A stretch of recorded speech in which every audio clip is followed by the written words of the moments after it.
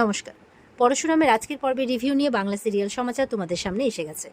তো আজকের পর্বের রিভিউতে যেটা দেখা যাচ্ছে যে কর্ণ তো বলছে যে তুমি চিন্তা করো না তটিনী, আমি তোমার পাশে আছি। আরাধ্যাকে বলছে তোমার দিদির কাছে থাকো, আমি আসছি।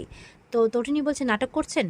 বলছে কি বলতে চাইছো? বলে নাটক করছেন, আপনার স্কুল আর আপনি জানেন না কি হচ্ছে? বলে বিশ্বাস করো আমি জানি না। আমি যবে থেকে ওই লহরীর কাছে ফিরে গেছি, যবে থেকে আমি আমার সংসার ফিরে পেয়েছি, তবে থেকে না আমি আর এইসব দিকে ধ্যান দিই না, বিশ্বাস করো।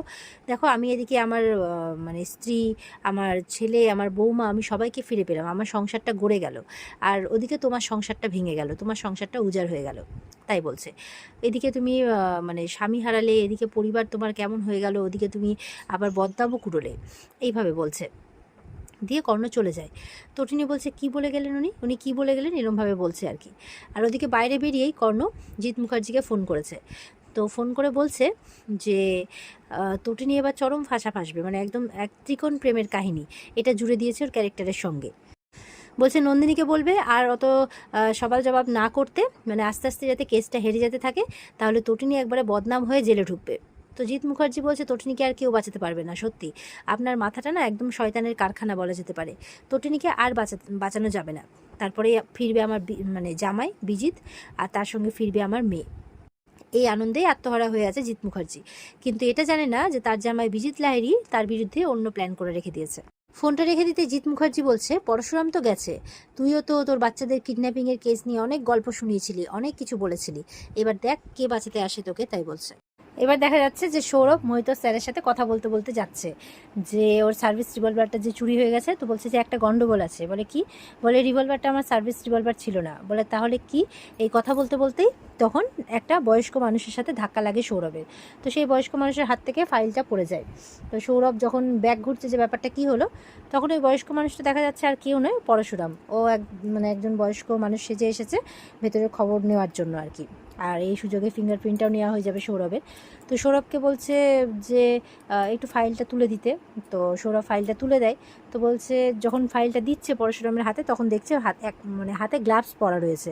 এর থেকে পরিষ্কার যে সৌরভের হাতে ফিঙ্গারপ্রিন্ট নিতে এসেছে। তো বলছে কি ব্যাপার, আপনি গ্লাভস পরে আছেন যে? তো বলছে একটা প্রবলেম আছে, আসলে আমার হাতটা পুড়ে গেছিলো, সেই জন্য গ্লাভস পরে থাকি। তো সৌরভের ব্যাপারটা অবাক লাগলেও অতটা ইয়ে করে না। তো বলছে যে এটা 9th ফ্লোর, তো আমি একটু দরকারে এসেছিলাম এখানে। তো মোহিত স্যার বলছে না, এটা 9th ফ্লোর না, এটা 12th ফ্লোর। বলে ও তাহলে বোধহয় আমি ভুল করে দিয়েছি, সরি সরি, এই বলে ও বেরিয়ে যায়। তো সৌরভের কিন্তু ক্যারেক্টারটাকে একটু মিস্টেরিয়াস বলেই মনে হয়। তো তখন মোহিত স্যার বলছে এখন এসব ছাড়ো, চলো তোমার রিভলভারটা যে হারিয়ে গেছে ওটা আগে লোকাল থানাতে কমপ্লেন করতে হবে, এই বলে ওরা বেরিয়ে পড়ে। তো ওদিকে পরশুরাম যখন যাচ্ছিল তখন বলরামকে বলছে যে গুড মর্নিং। তো বলরামও বলছে ভেরি গুড মর্নিং। তো এবার বলরামকে ইশারা দেওয়ার জন্য বলছে ফরেন্সিকে, তারপর বলছে গড ব্লেস ইউ, এই বলে বেরিয়ে যায়। তো ফরেন্সিক কথাটা শুনে কিন্তু বলরামের একটু সন্দেহ হয়ে যায়।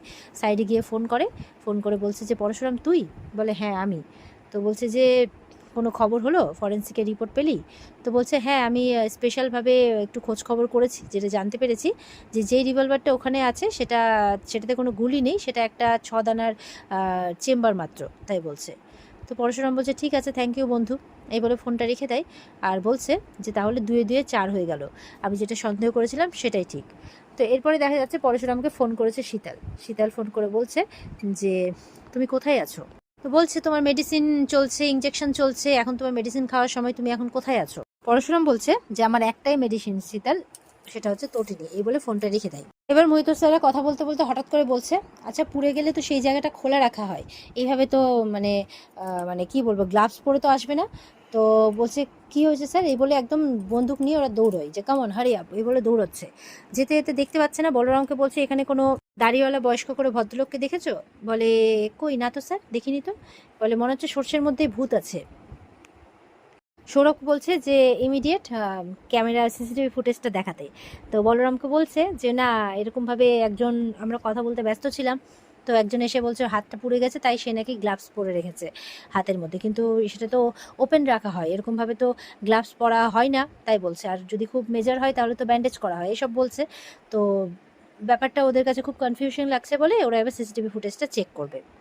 ওদিকে নন্দিনী কর্ণের সাথে কথা বলে অবাক। তো কর্ণ এতদিন ওকে বলছিল, টাকা দিচ্ছিল যে কেসটা জিততেই হবে জিততেই হবে, ও লেগে পড়েছিল। এখন ওকে বলছে যে ওকে টাকা দেওয়া হবে কেসটা হেরে যাওয়ার জন্যে। তো বলছে যে আপনি কি পাগল হয়ে গেছেন? আপনি এতদিন ধরে আমাকে টাকা দিচ্ছিলেন কেসটা জেতার জন্য, এখন আপনি বলছেন আমাকে কেসটা হেরে যেতে? তো বলছে হ্যাঁ। বলে আপনি তো মানে ইয়ের পাশে ছিলেন, তটিনীর পাশে ছিলেন, তাহলে এখন? বলে না না না, ওই সব চাল ছিল, সবই বলছে আর কি, যে এখন একটা ত্রিকোণ প্রেমের কাহিনী সাজানো হবে, যে দ্বিতীয় কোনো ব্যক্তি আছে যার জেরেই তটিনী তার স্বামীকে খুন করেছে। বলে আজকাল খবরের কাগজ মানে খুললেই তো পাওয়াই যায় যে ত্রিকোণ প্রেমের কাহিনীর জন্য স্ত্রী স্বামীকে বা স্বামী স্ত্রীকে খুন করেছে, ঠিক সেরকমই একটা ঘটনা সাজাতে হবে। তো আমার আরেক উকিল থাকবে, সেই সমস্ত ঘটনা সাজিয়ে ফেলবে, কিন্তু তোমাকে এখন টাকা দেওয়া হবে যে এই কেসটা হেরে যাওয়ার জন্যে। তো নন্দিনী বলছে আপনি কেন বুঝতে পারছেন না? আমি আমার পেশার সঙ্গে। বলে না না, বেশি কথা বলবে না, চুপ করে থাকো, একটাও কথা বলবে না, এত কথা কিসের? আমি যেটা বলছি সেটা তোমাকে করতেই হবে। বলছে একটা ফাঁদ পাতা হয়েছিল, সেই ফাঁদের মধ্যে আষ্টে পৃষ্ঠে জড়িয়ে পড়েছে তটিনী। আবার ওর ছেলের গল্প বলছে, ওর একমাত্র ছেলে, ওকে জেলে পাঠানো হয়েছিল, ওকেও জেলে পাঠানো হয়েছে, একজন পাতি ক্রিমিনালের মতো ট্রিট করা হয়েছিল, এইসব কথা বলছে। এইসব রাগেই করছে আর কি কর্ণ। বলছে সমাজের কাছে আমাকে ছোট করা হয়েছিল, বদনাম করা হয়েছিল, তাই ওকে কিছুতেই ছাড়া যাবে না। তো বলছে যে কর্ণের রথের চাকা মাটিতে বসে যায়নি, সেটা আবার উঠে দাঁড় করিয়েছে, তাই বলছে যে তটিনীকে এখন আর ছাড়া যাবে না। এবার দেখা যাচ্ছে তটিনীর কাছে তটিনীর মা আর জিৎ মুখার্জি গেছে। তো তটিনী বলছে বিশ্বাস করো মা, আমার কারোর সাথে কোনো রকম কোনো সম্পর্ক নেই, আমি আমার সংসারে যথেষ্ট সুখী, আমার স্বামী সন্তানদের নিয়ে আমি যথেষ্ট সুখী, আমার কেন কোনো সম্পর্ক থাকতে যাবে? আমি তো ওরকম মেয়ে নই, তাই বলছে। জিৎ মুখার্জি বলছে একদম ফালতু কথা বলিস না, সবাই বলছে তুই তোর মায়ের সামনে দাঁড়িয়ে মিথ্যে কথা বলছিস। বলে কেন তোমরা আমাকে বদনাম করার চেষ্টা করছো বলো তো? আমি তো বলছি এরকম কোনো কথা নেই, এগুলো সব মিথ্যে। তটিনী বলছে ওর মাকে তুমি আমাকে বিশ্বাস করো না মা, তুমি তোমার মেয়েকে বিশ্বাস করো না, বলো না। ওর মা চুপ করে আছে, বলছে নোংরা খেলা খেলছে মা, এই লোকটা একটা নোংরা খেলা খেলছে। বলছে সবকিছুর জন্য এরা দায়ী মা, এরা আমার স্বামীকে মেরে জলে ফেলে দিয়েছে, সবকিছুর জন্য এরা দায়ী, এখন আমাকে এসছে শেষ করতে, আমাকে এসছে বদনাম করতে, তাই বলছে। বলছে ওই বিজিত ছোটকার কর্ণ চ্যাটার্জি এরাই দায়ী। জিৎ মুখার্জি বলছে আমাকে ফাঁসানোর চেষ্টা করছিস আমাদেরকে, দেখিস ওই কোর্টে তো তুই একা থাকবি না, ওই মানুষটাও থাকবে যে মানুষটার সাথে তো চক্কর চলছে, এরকম ভাবে বলছে। আর তটিনী তো চিৎকার করেই যাচ্ছে না এরকম কোনো কিচ্ছু নেই, এগুলো সব মিথ্যে। তটিনী বলছে কত টাকা দিচ্ছে তোমাকে এইসব করার জন্য কর্ণ চ্যাটার্জি? তখন জিৎ বলছে আমি তোর কথায় রাগ করছি না, জানিস তো, আসলে না তোর মাথার ঠিক নেই, বুঝতে পারলি তো, হবেই, আসলে আমি জানতাম এটা হবেই। তটিনীর মা বলছে কি বলতে চাইছো? বলছি যে এটাই, তোমার মেয়ে তো সোনার চামচ মুখে নিয়ে জন্মেছে না, এই শহরের ধনী মানুষদের মধ্যে, মানে ধনী পরিবারদের এক পরিবার আমাদের, মানে সেই পরিবারে ওর জন্ম, আর সেখান থেকে ও যাকে বিয়ে করেছে শিবপ্রসাদ গাঙ্গুলি, পাতি একটা মানুষ, দুবেলা ঠিক করে খাওয়াতেও পারে না। তটিনী বলছে পারে পারে, ভালো মন্দ ঠিকই খাওয়াতে পারে, তবে তার সামর্থ্য অনুযায়ী আমাদের পুরো পরিবারকেই খাওয়াতে পারে, ঠিক আছে, সুতরাং এগুলো কথা বলো না। তো জিৎ মুখার্জি বলছে কি সুখে আছিস তুই? এই 10 বছর হলো বিয়ে হওয়া, কোথাও ঘুরতে নিয়ে গেছে? কোনো বড় হোটেলে খাইয়েছে? তোদের ঘুরতে যাওয়া মানে তো রিফিউজি মার্কেট, আর খাওয়া মানে তো ওই বাইরের রাস্তার দোকানের ফুচকা চাট ভেলপুরি এইসব। তখন তটিনীর মা বলছে ও এতেই খুশি। বলে না খুশি না বৌদি, তুমি জানো না ও খুশি না। তখন তটিনী বলছে যে অবশ্যই আমি এতেই খুশি, আর আমি এইটুকুতেই খুশি, কারণ একটা মেয়ে বিয়ে করে আসার পর না এইসব বাড়ি গাড়ি এইসবের থেকেও অনেক বেশি তার প্রয়োজন হয় স্বামীর ভালোবাসার, আর সে তার মানে আমি আমার স্বামীর ভালোবাসা পেয়েছি, আর আমি এতে অনেক খুশি, তাই বলছে। এই ভালোবাসার বন্ধনটাকে মজবুত করেছে আমাদের বিশ্বাস, আর আমরা একে অপরকে বিশ্বাস করি ছোটকা, এটার বন্ধন অটুট, মানে অনেকটাই মজবুত। বা তটিনী গল্প বেশ ভালোই বলতে পারি, সেগুলো না সিনেমাতেই ভালো লাগে, ওই ছেলে তোকে কি দিয়েছে, তাই বলছে যে তুই সোনার চামচ মুখে নিয়ে জন্মেছিস, এইসব অভাব এইসবের অভিনয় করতে কতদিন পারবি? এতদিন তো কাটিয়ে দিয়েছিস, এত কি পারা যায়?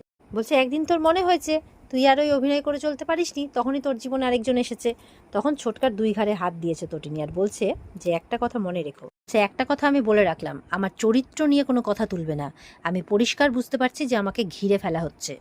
জিৎ তাকিয়ে আছে তটিনীর দিকে, তটিনীও একদম বড় বড় চোখ করে কথাগুলো বলছে। আর এখানেই কিন্তু আজকের পর্ব শেষ হয়ে যায়। তো এই ছিল আজকের পর্বের রিভিউ। ভালো লেগে থাকলে পর্বকে লাইক কমেন্ট করে জানাতে ভুলবে না, আর আমাদের সাথে জুড়ে থাকতে চ্যানেলকে সাবস্ক্রাইব করতে ভুলবে না। দেখা হচ্ছে তোমাদের সাথে আগামীকালকে। সবাই খুব ভালো থাকবে। আজকের মতো পর্বের রিভিউ এই পর্যন্ত, বিস্তারিত দেখতে অবশ্যই স্টার জলসার পর্দায় চোখ রাখবে।